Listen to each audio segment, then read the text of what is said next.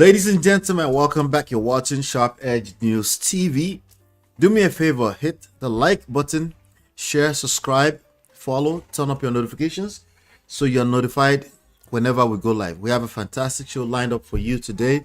Today, we're going to talk about Soludo. We're going to talk about Nigerian politicians, of course. We're going to talk about Peter Obi. We're going to talk about Trump. We're going to talk about Wike.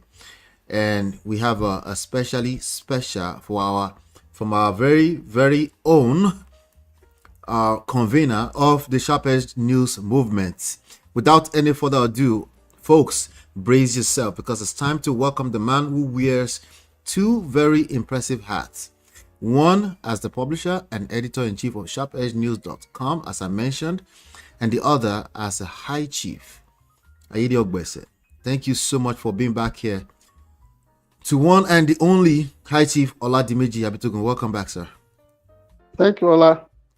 My appreciation again that you are able to bring me back this week. And we must also express gratitude to Providence for the fact that we are here, we are able to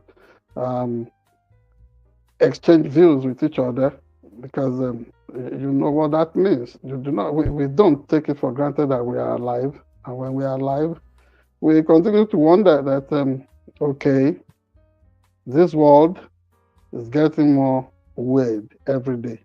And that is the essence of the currency of reports that we bring to every of our viewers all over the world. We appreciate every one of you. Thanks so much. Thank you, sir. Welcome back, sir. So without any further ado, let's just jump right into the weekly SharpEdgeNews.com special report. Thank you very much, Ola. We will be reporting on events across the globe, but in essence, comparatively, you would understand that the world that we live in is work in progress all the time. If anybody, it would be delusional for anybody to think that, oh, the democracy in the United States of America is a done deal, instead of understanding that it is a process and that it is never an event. The same thing for all the other countries that are still evolving ideas of good governance. It could be democracy or whatever the idea could be. I have had people speak of African socialism in a place like Kenya before, and I've had all kinds of ideas under Museveni in Uganda, and fantastically, the idea of inclusive nation building under Julius Nyerere, who was able to unite two countries of Tanganyika and Zanzibar to modern-day Tanzania, talking of the idea of celebrating a nation instead of the different federating nationalities or the different nations that are often merged into modern states. In Nigeria, that happened in 1914 with the event of the amalgamation of that country. And everybody continues to feel that, 1914 to maybe 2014, 100 years, that should have ordinarily terminated based on the original ideas of welding together different nations, the African core societies that existed. Deliberately, I do not like to use ethnic groupings or tribes because the Europeans who brought all these denigrating descriptions of societies in Africa and nations of Africa don't, try to do that to themselves when they even have nationalities or nations that are not as big as any of the nations of Africa. For example, you can describe the Yoruba nation of more than 60 million people as just a mere tribe. You cannot say that about Hausa, Fulani, Ibibio, Efik, Birom, and Igbos, and Urobos, Shakiris, the different nations, the Ijos. the Guaris, you cannot describe them as a mere tribes. These are strong nations. And any nation that is more than 200,000 people, just understand that, yes, you can give them their own flags of having their own identity and core defining characteristics. Why am I saying this? In the United States where we live today, you see the politics that is playing itself out in a place like the state of Texas, where lawmakers in that state, coming from a democratic fold, the DNC, have decided to go on exile to different deep blue, that is democratically controlled states of the United States, in order to avoid being coerced and being signed up for the agenda of gerrymandering, which simply means redistricting of the different congressional conclaves there, the different congressional districts there, in order to favor the Republican Party. And it's been reported that President Donald Trump himself placed a call to the governor of the state of Texas, demanding that 5 seats, 5 new Republican seats must be secured from the state of Texas in order to make sure that that is blocked effectively, and to make sure that such a thing does not happen under the watch of Democratic legislators in the state. They decided to make sure that no quorum is formed. Please pay attention to the word. They traveled outside the state of Texas in order to deny that lawmaking body the opportunity of forming a quorum. And so some of them have shown up in Illinois, state of Illinois, famously having the city of Chicago. Some of them have shown up in the state of New York, etc., etc. In Nigeria, when things like this happen, or elsewhere all over the world, we think, oh, it is because these people are still struggling with embracing the tenets of modern democracy and all that. But the so-called most advanced democracy of the world is now grappling with this fact and how to just manipulate things to favor the governing party. And so what do people do? They get creative in their response to resisting the kind of mental siege and rigging of the system that could be attendant upon such developments. So instead of the different opposition blocs, parties in Nigeria to be complaining at this time, yes, we do not want them to be complacent, but they should get cracking, get creative, have a robust response to whatever the antics are with the ruling government in Nigeria, that is the government of All Progressives Congress. This morning, you saw that the amorphous, the chameleonic minister of Federal Capital Territory in Abuja, Mr. Wike, was at his game again. But thank God, good colleagues, and at least I can hold out for Dr. Festus Adedayo of the board of Tribune newspapers. I mean, they were able to grill him. He loves running the show, but they resisted him this morning. And the media should stop this idea of being too patronizing. At every question, they are always asking, Your Excellency, Honorable Minister. Put all those things down, because you need to let these people, the word minister means a servant. So if he is a servant of the Nigerian people, why do you dress him in all those niceties? Mr. Minister, simple. But, protocol journalism means that you must genuflect, you must fiddle, you must want to kiss the imperial ring. Kudos to these journalists. They gave out their best, and a good shout out to Mr. Agbenga Aruleba, who was effective in coordinating the whole thing. and everybody trying to make sure that yes, Wike did not deflect. But why am I bringing Wike up in this? This morning, he was again at his wit's end to talk down on the elected senator representing Federal Capital Territory of Abuja, that is Senator Ireti Kingibe. He will not, I do not know the way Nigerian politicians handle the optics of what is obviously shameless male chauvinism. He doesn't want to include the sitting senator from FCT in everything he does. He has to go and event. And the senator, the Senate body in Nigeria continues to watch helplessly as this man does everything possible to mess up the hallowed grounds of democracy. That's not too good. Let me quickly roll over to the developing situation within the church in Nigeria. And I have to join the Archbishop of Ondo Provincial, Ondo Province of the Church of Nigeria Anglican Communion, the Most Reverend Simeon Borokini, who has approved graciously that the sitting dean of the Cathedral of St. David's in Akure, Ijomu Akure, that is the bishopric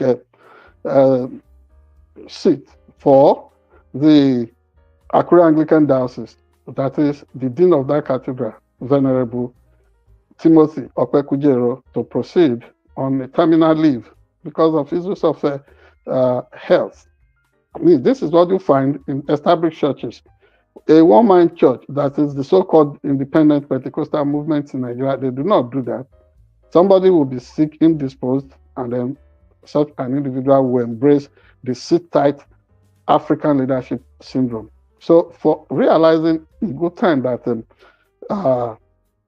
Archdeacon Kujero deserves a worthy rest before his final retirement come December is in itself a demonstration of the discernment, the spirit of the discernment that is required of spiritual leadership. And we have to congratulate Archdeacon Kujero. He should understand that this is done without animals.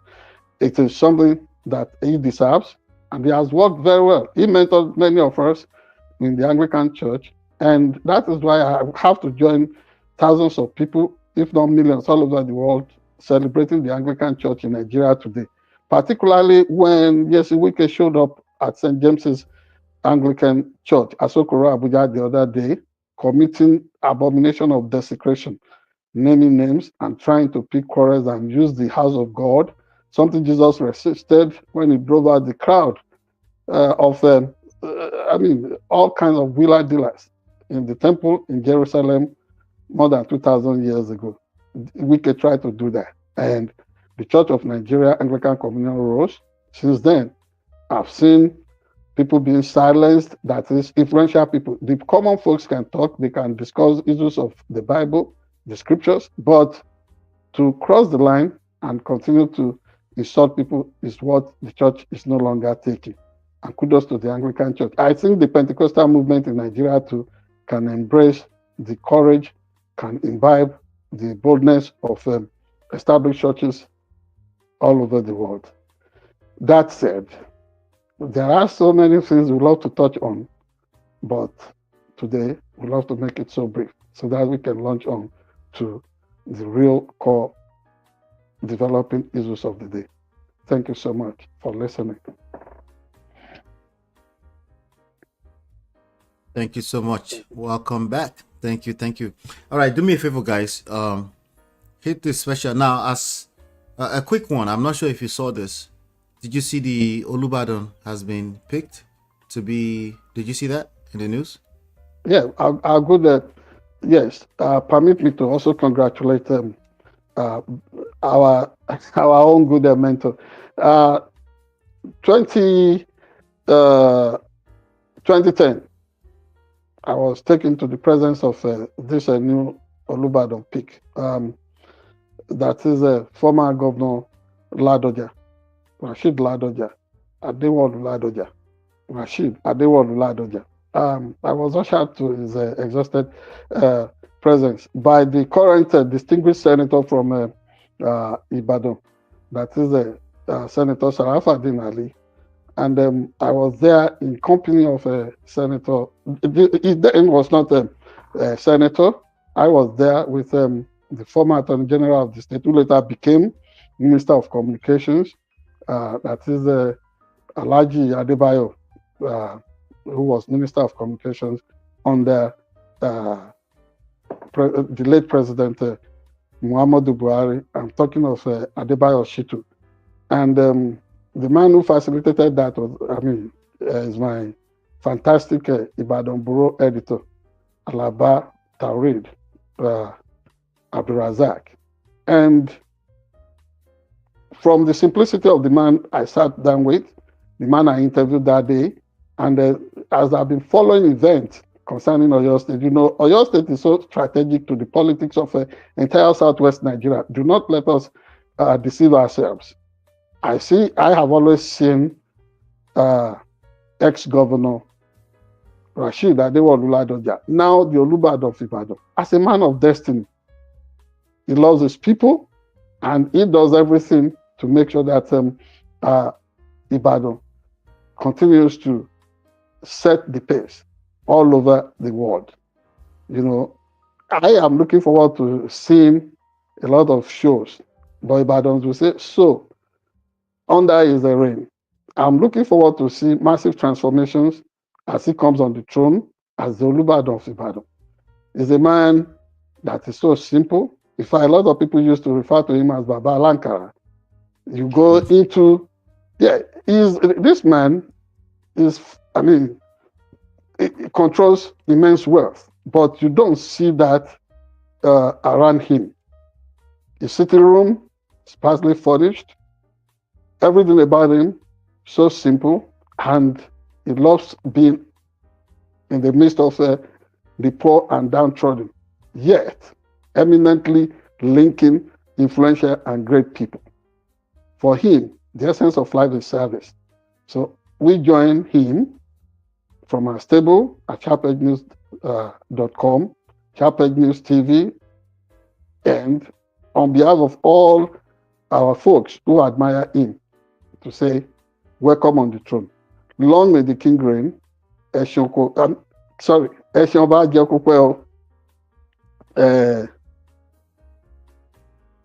In his time, we know that Ibadan will know peace. But when you are talking of peace in Ibadan, it's not that of the graveyard. You ask for that, they will tell you that you are trying to describe them as bastards, because Ibadan thrives in controversy and all kinds of heroic struggles. Welcome on the throne, King Adewolu Rashid Ladoja, the new Olubad of Ibadan. Awesome. Thank you so much for including that. And especially, I just saw the news just before we came on. I thought it would be interesting or appropriate to have that. All right. Thank you so much. And that is why you're a fantastic anchor. You do a good job. You do a good job. Thank you so much. Thank you. You're watching Sharp Edge News TV. Do us a favor. Please help our destiny. Hit like, share, subscribe, and follow. Share with your friends. Let them know we're hanging out here on a weekly basis, and we're dropping videos throughout the course of the week. So today we're going to jump into some of the trendy stories around the world. We'll be right back.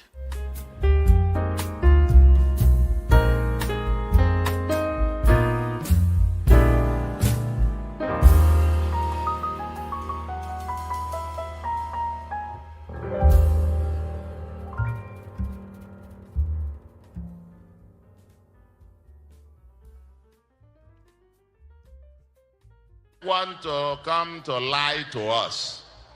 How some of them want to come to lie to us. How can anybody with brain, you think you are talking to fools? You come to people and say, I will do only one term. Anybody, any politician who said that must be sent to a psychiatric home. because the person must have some mental problem. When the Constitution allows you to stay up to 8 years, they come and tell us, I'm going to spend 1 term. Tell us where it has ever happened. Who? On a column, Nkwane Kwenwai. Bon. Nkwane Kwenwai. Bon. Nga watching, go to Yaba. Ga watching, go to Yaba. If I can, anybody who is saying I'm going to do 1 term needs a psychiatric examination, because you are taking everybody else to be fool, to be a fool. Anambra, we have advanced. There are calibers and categories of people that Anambra has. So Chinye, shout out to Chinye. Chinye's in the chat. Chinye, are these are your uncles? No, Shout out please. to, We I'm just stand united. Okay, you just I'm just teasing yeah, my I do people in the not chat. see. Yes, thank you, Chiwe. Chinye. Yeah, Chinye is hanging out in the chat with us. Yeah. Chinye said anybody. Chinye types in the chat, said anybody with brain. Chinye actually typed it out. Maybe she can translate Nkwa no Ukwe for us too. No, But how are you doing, Chiwe? Yeah, I mean Chinye. All right. So my question for you, sir. The Soludo blasts one-term politicians as insane. Is he talking about Peter Obi? That's my only one question for you in this segment. Yeah, sir. well, he has not mentioned him directly in the clip you played, but everybody is already aware that he was actually referring to his predecessor in office as governor of Anambra State, Mr. Peter Obi, in that public what's it called? Public speech. The truth of the matter is that let me first register my strong exception and disapproval of those terms used, referring whoever is asking for 1 term or 4 years as needing, or that must be referred to psychiatric facility. That's a lot. Mental health attention. That is a lot. That's a lot. Yes. Should we also reverse it that whoever is intemperate of accommodating other people's views and suggestions in a constructive way should also seek psychiatric help? Because in all this, that is why because what I'm going to capture in this is that you will be surprised that if anybody is talking of politics or appreciating politicians in terms of where they come from, the geopolitical zone producing them, such a person is missing the point. I've always told you this. Some of the most fantastic politicians that I ever met in my life as a journalist came from all over Nigeria, not just one place. In fact, the ones I dreaded most while I was practicing as a mainstream journalist in Nigeria were the ones who came from southwest part of the country, Yorubas. I won't say more than that. And I'm not trying to throw them under the bus. Unless they begin to secure for their people the gains of democratic participation and election, unless they are sincere with their people. Of course, you see the indications all over Yoruba land today, where people are rolling out multi-billion-dollar projects, doing things. You don't usually find that, apart from Lagos and probably Ogun State, maybe Oyo State to some extent. Elsewhere, it is not like that. And I have no regret saying that. Now, to the statement credited to Charles Soludo, the sitting governor of Anambra State, you should understand that everybody is not cut out for aggrandizement. end self-perpetuation in office. It's not everybody that likes that. And what is, if unless somebody is being megalomaniac and delusional, what makes you feel that you cannot do in 4 years what you think you want to stretch out for 8 years? And from the practical examples we have seen in Nigeria, the first people who are always aspiring for 8-year term, 8 years of 2 terms, the first 4 years, they pretend to be working for the people. What they do in the last 4 years of this second term is to continue to amass wealth with the greed of somebody who is somehow retarded. You see the avarice in them. You see that greed factor being displayed openly. They're doing everything to make primitive acquisition of wealth, helping themselves to things belonging to the people of Nigeria. That is what we have seen most times when people say they are going for second term.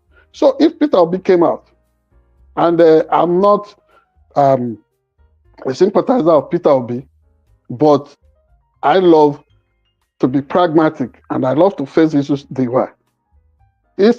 Let them confront Peter Obi on the way he's been enunciating one program or the other. The practical, yes, they will say he plays holier than thou this and holier than thou that. Fine. Nobody is a saint. But please, when you begin to weigh people through their vision, perspectives, and utterances, you would see that we can also do a bit to pretend that we are nice. We can do a bit to pretend that there is something godly in us. We can do a bit to let people know that we are empathetic. So, for the demonstration of all this, can there be any condemnation for Peter Obi for trying to secure good deal for Nigerian people? But you don't usually find all these people criticizing him. You don't find them trying to tackle him based on solid, unassailable objections. It's always about the parochial, it's about the mundane. How can anybody come out and say, oh, yes, Mr. Polymer, that reduced Nigeria in stature with the kind of, what's it called, the plastic contraption he brought out as Nigeria currency when he was governor of Central Bank of Nigeria. And from what he's been doing today, he's done some things okay, but there are things he's been doing that do not even in any way, that there are things that Soludo has been doing that do not in any way reflect the true yearnings of Nigerians for transformative development and leadership. So for him to come out to say that, Peter Obi requires psychiatric attention and all that, will tell you the kind of person he is. So it therefore means that everybody's enemy is always within his own household. I met a young man earlier today at Grandview, Grandview, Missouri, earlier today. And we were talking, and we were sharing perspectives on how divided the so-called nations of Africa could be. Igbo, Yoruba, and all. As a Yoruba person, you are talking, you find out that it's likely the man from Ijesha land, or Ekiti, or Egba, or Ijebu, will be the one to want to tackle you. Haven't you seen the division among the Obas in Yoruba land, where one is always looking at things from the prism of Islam, whereas others are saying, this is our defining core tradition and what have you. And an Oba in Yoruba land even came up, the Oluwo of Iwo, to say that there is nothing called Afobajẹ, it's governors who install kings. You see how demented people can be at times. So it's the same thing you find amongst politicians. Instead of Soludo to embrace Peter Obi as a fellow compatriot, as a fellow kingsman, What is he saying today? Repeating the same route that have been done. And one final thing about Peter Obi, people have been saying that, oh, they are willing to come back to PDP and all that. Well, good luck to him as a competent observer, somebody who monitors developing situations within Nigeria's economy and politics every day. Let me caution him. How did he leave PDP the last time? Because everybody has been trying to erase our memory. This same Nyesom Wike was the one who bullied him. That is the number one bully within PDP, who harassed him, did everything to shove him out of the PDP then, not Atiku Abubakar or any other person. I mean, there was this forum with Onitsha market traders and Anambra people where Wike openly denigrated Peter Obi to say that, oh, you think he's running for, almost like this one does not have anything to show. And the same Wike, keen to this same card being played by Soludo, has been saying all kinds of, all kinds, as if he was not the person who caused the problem within PDP. That is somebody that is mostly solely responsible for whatever has bedeviled the PDP today. Yet, as unrepentant as he is, what is he telling the whole world? Oh, PDP. I mean, he is working for the total destruction of PDP, yet he's saying, oh, PDP will do this. So if PDP now comes up with a candidate in 2027, you think Wike will suddenly turn around to support. These are the things that Peter Obi is able to graphically paint, visibly, like visual arts. This is it.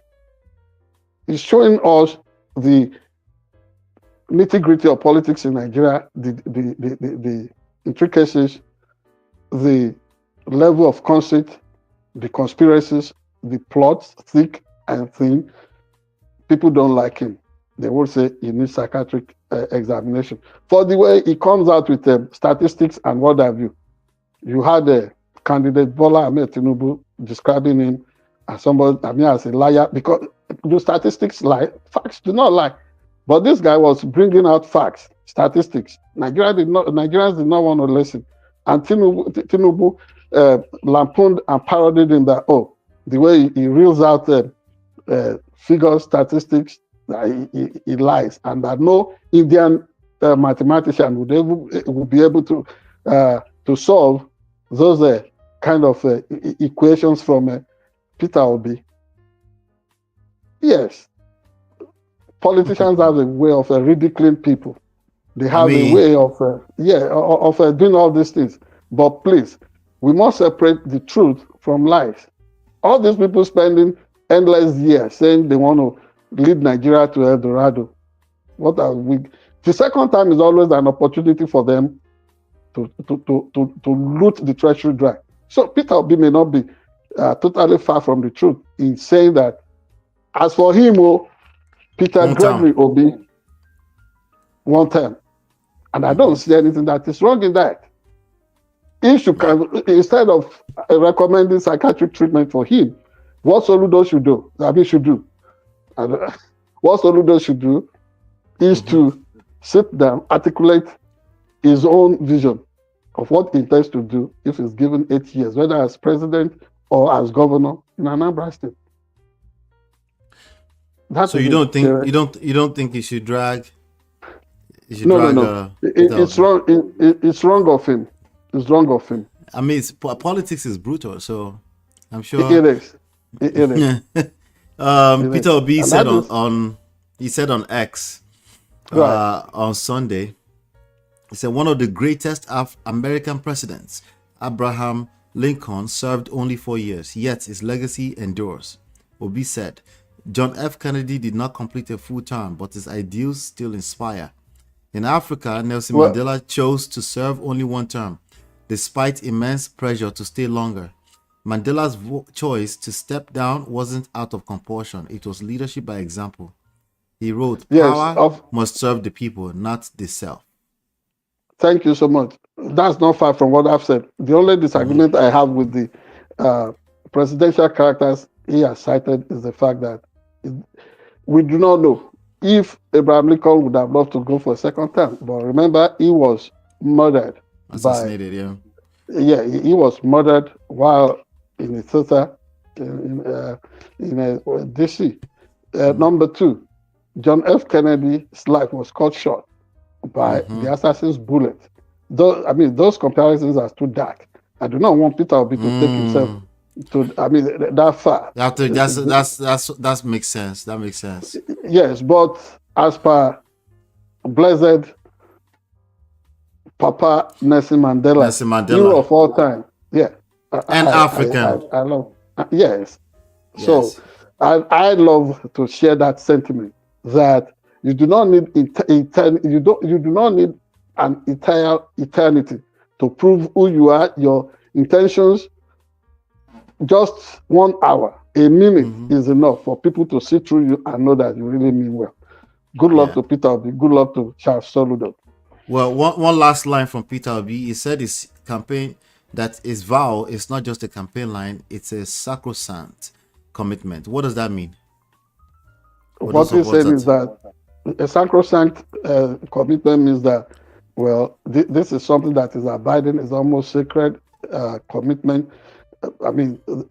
Yes. What he's saying is that is something he's not going to back off from. That he is committed and, he's focused about it. So that is it. Okay. Yeah. All right. Cool. Join the conversation in the chat. Shout out to Marriott. I see you coming. Join the conversation. Hit the like button. Share, subscribe, turn up your notifications. We have some we have some other trendy stories around the world. We'll be right back.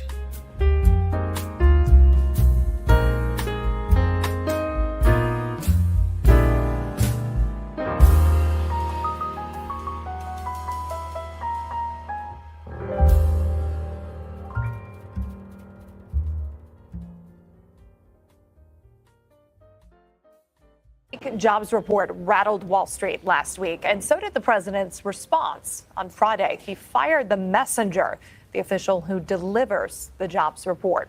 As Weezer Jang reports, the president claims the whole thing is rigged against him.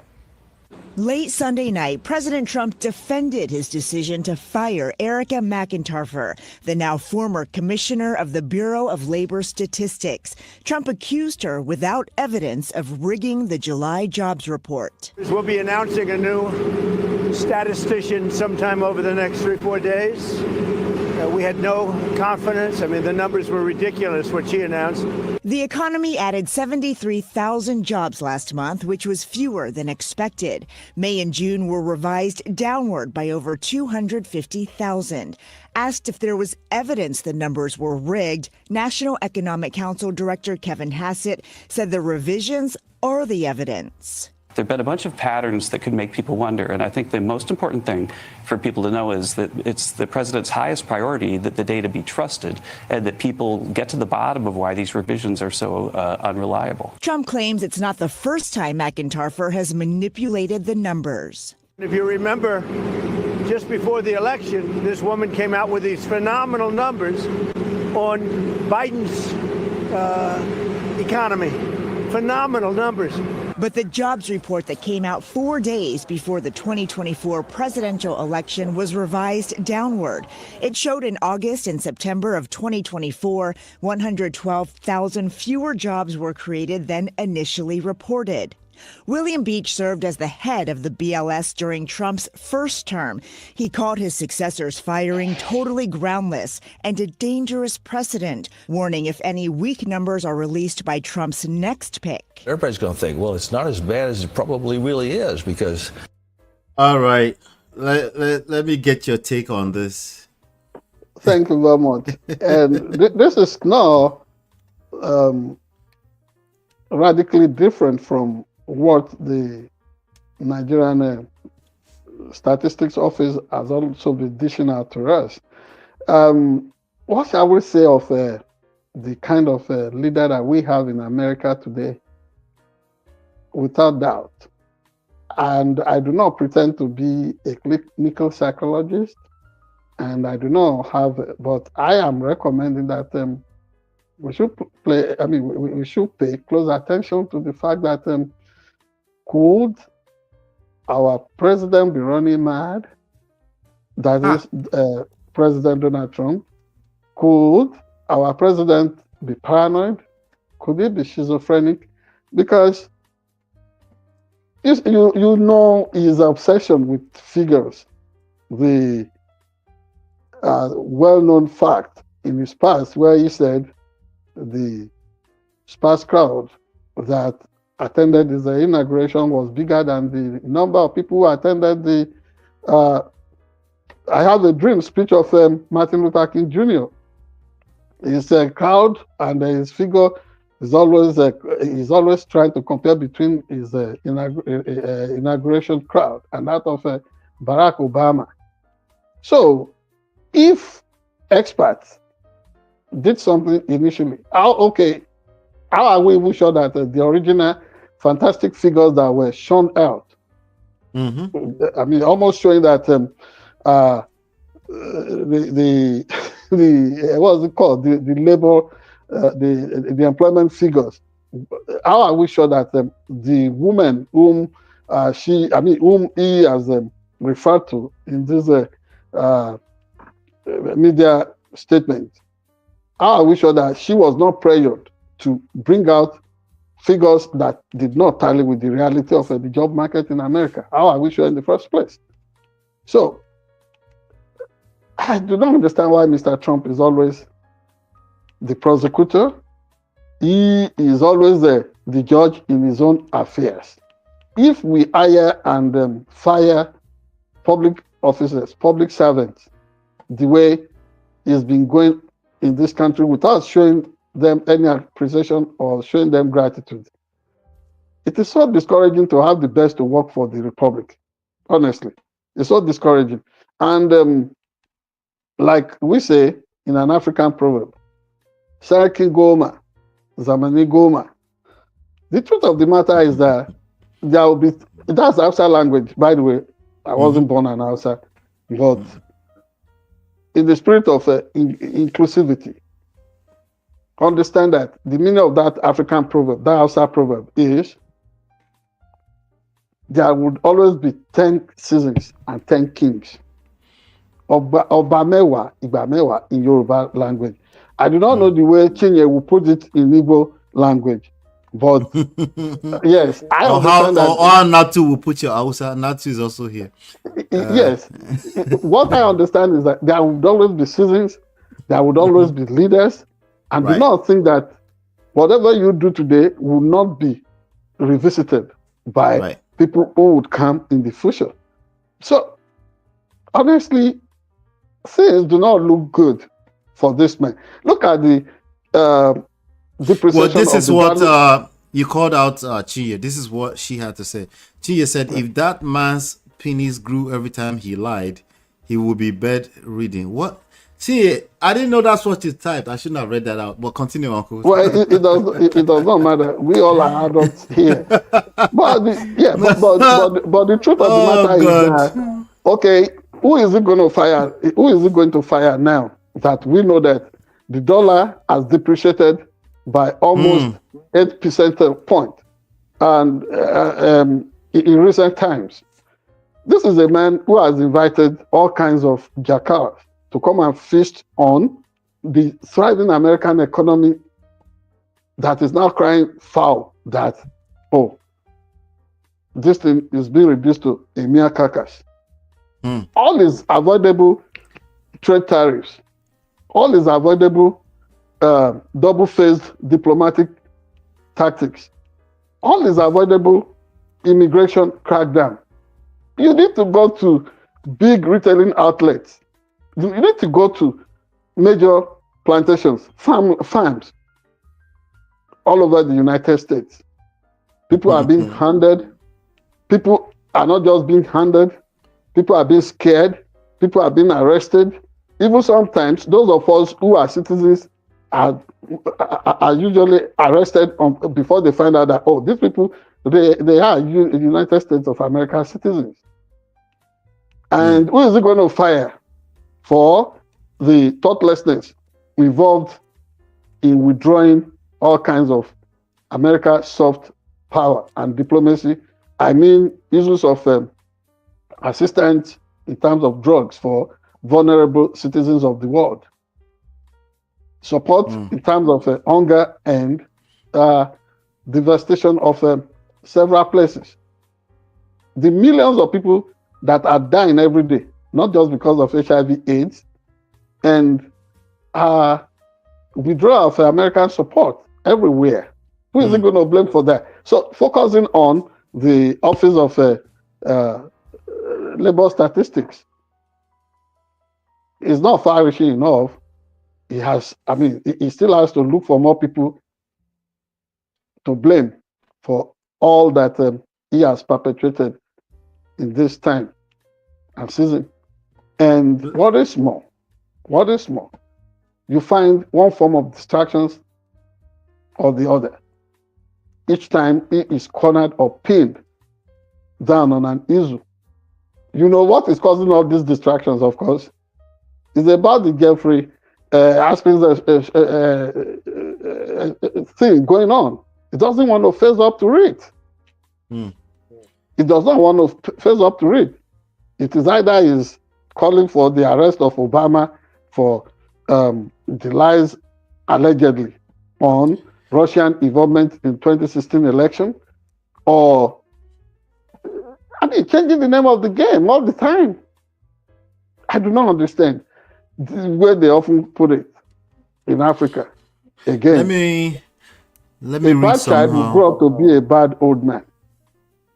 So if you've been mentoring your child from childhood, be good, be good, be good, and that child does not listen, just you may not find it too difficult how you draw your conclusions there. This is how this man, this is the way this individual will end it as an old person, as an old man. That is what we are dealing with. You can't straighten a dried, crooked fish. Yeah, I'm listening. Yeah, let me read some tweets to you, and then I'll get your last take on this. Okay. All right. So Bernie Sanders sent out a tweet. He said, "No, Mr. President. In America, you do not fire the head of the Bureau of Labor Statistics for releasing a job report that you don't like. That's what authoritarians do. We need serious economists in this position, not hacks who will only tell you what you want to hear." Voila. Another politician, Pete Buttigieg, right? That's how you pronounce his name. Pete Buttigieg. That's his name, right? It's another politician. Yes, that's not the pronunciation of the last name. I don't remember how to pronounce. I mispronounced it. So sorry. Yes. I know that name. Yes, he was a presidential candidate, and he served in Obama cabinet. Yeah, I think he was in charge of. I'm listening. So he said the president sees a bad jobs report and responds by getting rid of the person in charge of the statistics. This is how America becomes a third-rate country. Just go ahead and say shito country. William Beach, another politician, seems, he said the totally groundless firing of Dr. Erica McEntaffer, my successor as Commissioner of Labor Statistics at BLS, sets a dangerous precedent and undermines the statistical mission of the Bureau. For a full statement opposing this move. And then he put out a whole statement. I'm not going to go into that. Somebody responded to Pete. Yes. To Pete, excuse the mispronunciation, Buttigieg. Yeah. The person said, so what happens when the next job report is bad? Either report it or get fired, or lie to the public and say it's good. Look at the precedent Trump is. Look at the precedent Trump is setting. Yeah, that is my major concern at this moment, Ola. That the trust. Whoever is going to be the trust deficit would begin to pound all of us from all sides. From this, not just from this moment, right from the start of this administration, it's been like that. So if he finds that bootlicker, that would be a replacement for Director Erica that's been removed. The truth of the matter is that the figures that will be coming may not be reliable. You just buckle up, be ready. But I also trust something about the average American, the infinite loyalty to the flag and the Constitution of this country. That supreme loyalty to the United States of America may be something that will save the day for us. Somebody may come in now and then begin to really be more realistic than Erica. At that point, you will understand. But nobody should expect to do everything that Donald Trump has done to this economy. Thank God for his resilience, for the resilience of the American economy. But for that, Donald Trump has taken us all everywhere. Yet, we are still afloat. What I'm saying, therefore, is that we should buckle up for more confusing times ahead. And as they say, particularly in the words of the late Nigerian late educator and humanist, Dr. Taisho Larin, the road will be rough. He only prayed, may your road be rough. But I'm also saying the road will still be rough. It's going to get rougher. All right. Join the conversation. Let's know what you think about all of this. How are we doing? I know that Charlemagne the God, who is a major radio guy around the nation, he went back and forth with Trump this week. Yes. Yeah, you recall that, right? And he's been calling on him to, be more forthcoming about this thing on his late friend Jeffrey. Because remember, he too was one of those who really packaged the lie about Donald Trump and what have you. So yeah, where everybody is now is that this guy. Well, he called Charlemagne the God. He called him racist. A racist. What did he call him? Something ignorant. So anyway, we'll cover that another day if you consider to be in the news. Yeah, and really, people are really getting bored these days. All kinds of forced labor going on. All kinds of feeling of entitlement on certain people who think like Donald Trump. And that's why I said this season is rough, and it will be rougher because all we can hope for is that the best in us will triumph and will take us through. Absolutely. Hit like, share, subscribe, and follow. Turn up your notifications. We have some more trending news around the world. We will be right back.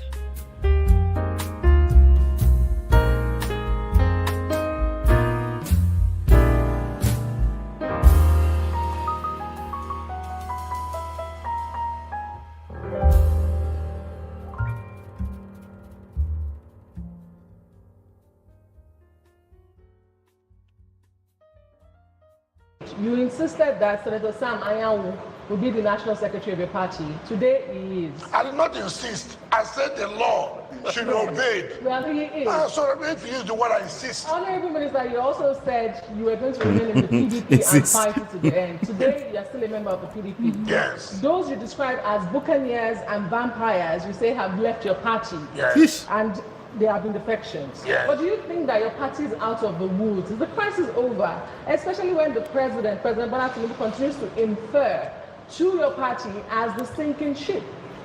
He's entitled to. Just like I'm entitled to say anything about a party. Now, but let us get it clear. I never insisted that Sam Anyanwu must be. I insisted that the right thing must be done. If the right thing to be done is that Sam Anyanwu should be, if that is here,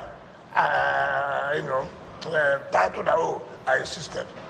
If the law takes place, so be it. And the law has taken place. And I don't know the second prophecy said I did that. Now you remain in the PDP, you will not defect. Then No, I said I'm going to remain in PDP, and which I'm still in PDP. And that's why I said that the right thing must be done. I will not leave this party, which I have done everything for the buccaneers and vampires. If I have left the party, the Buccaneers and vampires would have remained in PDP to come and collect ticket. Is the crisis over? Well, it is over for now. For now. Because there are still some things remaining, which I've told them they must do. That man is Jackie. Omolile. Please explain to us what's going on here. Why is going on here? It's self-evident. It's self-evident. This guy lives for nothing other than chaos, and that's why I said he is a Jackie Omolile, in the words of the former, the popular Nigerian young musician, Ola, what's it called now? Is it Ola Blessing or something? But the truth of the matter is that he's in denial. He forced his way through, relying on a so-called court ruling that Sam Anyanwu will be the secretary of the party, even when the Southeastern Caucus of PDP said they firmly and completely rejected the man. And then he's also in denial about one thing. He's pretending that, he's the living legend and champion of PDP. He is not in PDP. He works for APC. Otherwise, why all the deafening cry in a Federal Capital Territory about the way he's been doctoring and imposing candidates that did not even go through the primary in the local government election that is upcoming there? Why has it been fingered? Why has it been suspected of removing people who legitimately ran and stood in the primaries, denying them the gains of internal democracy to impose lists of unknown people? He works for APC and is a member of APC. But when people have no courage of convictions on anything, they will be double-faced. They will do anything to make you look like they are the champion of the people. The truth of the matter is that he's been a willing tool in the hand of the ruling party in Nigeria, and he's behaved like the cursed lawyer in the Bible, the kind of lawyers Jesus Christ cursed. He holds the key to knowledge. He's not going there, and he's preventing others from going in there. What the title? Yes, in Wike, in the word of Jesus Christ. So, nobody is a child anymore. And if you understand that the people he's playing with have some measure of intelligence too. And which is why, instead of doing shouting match with him all the time, and I do not even know why journalists love to dignify somebody that is nothing other than nuisance to the public, going to him all the time. And openly at that forum this morning, I thank the lady journalist for the courage to ask him frontally the questions there. But openly this morning, look at the way he was. These are people who are out to destroy the institution of journalism. He was offering them the opportunity of footing their logistics to be taken around for 1 month to report on things that he is doing in other sectors of the public, what's it called, sphere of the Federal Capital Territory. I remember one lady asking him there, why is it so difficult for you to want to pay some attention to doing things with the public schools, particularly the primary schools? He also still replied with anger. Even the opening questions, he was always there being feisty. He doesn't expect any journalist to know anything because, the name of the game is opaqueness. They will do everything to be non-transparent. And so when the journalists were grilling him, he was looking for that easy way out, always trying to pin it to them. Oh, you know more about that situation, then tell us. This guy is only smart by an inch. He can only thrive in a chaotic and lawless environment such as Nigeria. And Who knows? Some intelligent, some more accountable individuals could come on the stage as leaders in Nigeria tomorrow. And I see long years of prison ahead of Wike. I see long years of prison ahead of him. What has he not done? He's taking Nigerians on never known journey. I mean, he's the one that will brag about the size of his Rolls Royce. He's the one that will brag about the kind of wealth that was not known to his family before, as the father being of means and building a duplex on the main street in Port Harcourt, and or whether it's the Quere or wherever. That is the kind of character you are dealing with. He's unrepentant. He does not think there is any other person in this country, or I mean in Nigeria rather, that could contain him. And did you hear where he said, anybody can say anything about any political party? No. Minister, no. You can't cook up stuff about political parties or political associations or political figures. Put the facts out there, and the people are resisting this kind of antics that Wike deploys just because it is not good for anybody's mental health. It's not even good for the image of Nigeria. It's not good for the ideal of democracy that everybody wants in that country. So that is just Wike for you. Wachiye has a question for you. Yes. I don't know if it's rhetorical, but let me just ask. She said, how is this man in PDP and APC at the same time, Biko? And how does he have such power to do so? And I have a double question for you. Yeah, would you call him? It's related. Would you call him double-faced? This guy. I've said it before. I said it earlier because of this presentation tonight. That he is double-faced. I have told you that he's colorless.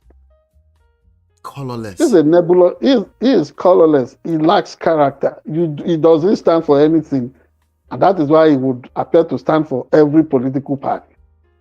And to what Chinye asked, my simple answer is that Wike is not a member of PDP. He came to bury that party, and he has succeeded at doing it.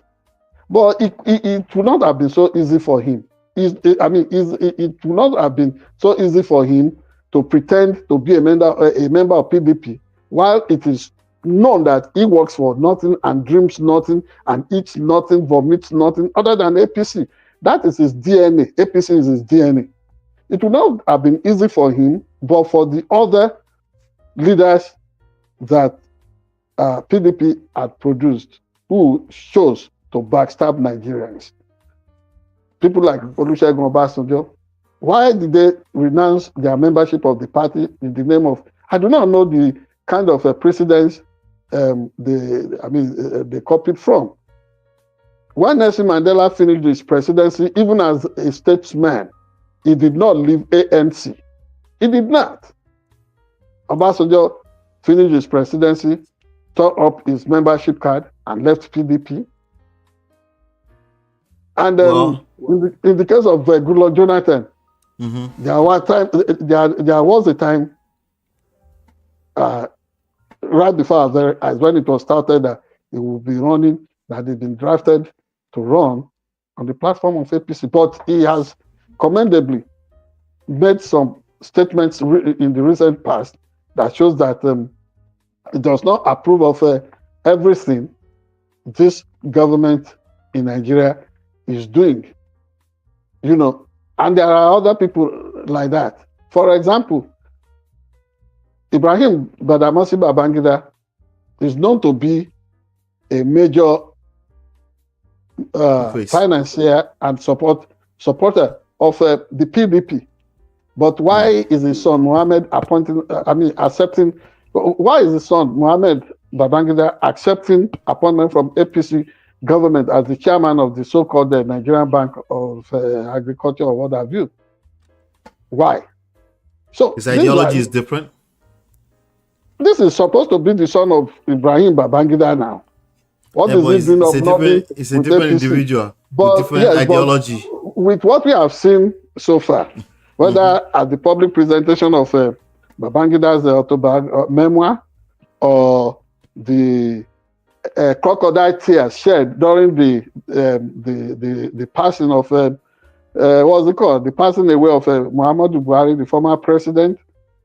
These people, they are not in any way ideologically different from one another. They came to sell Nigerians baloney, and they have succeeded at doing that. So they are all one of the same. So the brief answer is that, yes, Wike is only parading himself as PDP. He belongs in APC. He's a chameleon. That is why... That is why he will wear different colors at the same time. Very colorless character. Well, yes, Wike said not so fast. He has a response for you when it comes to the double-faced thing. And I quote, according to Vanguard Nigeria, and I quote, "I'm not double-faced. I take very serious exceptions to that. No, they, that's Atiku and co, could not stay. They saw me in their campaigns that I spoke on their favor, and then I went and did a different thing. They would have meant double face from day one. I said no. 2, I said, having not supported them, who am I going to support in the South? There were 2 alternative parties, the APC and the LP. In my own judgment, I looked at who could win the election and who had the capacity to take Nigeria away from where we were, and I was right. Bola Ahmed Tinubu won the election." Wike recalled that the late Chief Bola Ige was a member of the defunct Alliance for Democracy, AD, when he served in the People's Democratic Party, PDP, administration of President Olusegun Obasanjo. So, did Bola Ige have a double face? He queried. I'm throwing that question to you, and then you can finish your thoughts.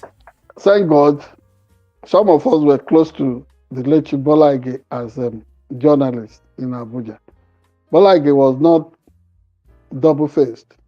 And I remember the way the door of his office was left open when I went there to investigate the fact that he had threatened to resign from the administration of Olusegun Obasanjo. May God bless the soul of his then confidential secretary, the late Mrs. Fakeye. And the office was left ajar. Later that day, when I met Bola Ige at the Mabushi minister's quarters of Chief Ojomadwekwe, where we had a literary night, where the Nigerian literary icon and poet, Odia Ofemom's work, This London Awa, was read by Bola Ige.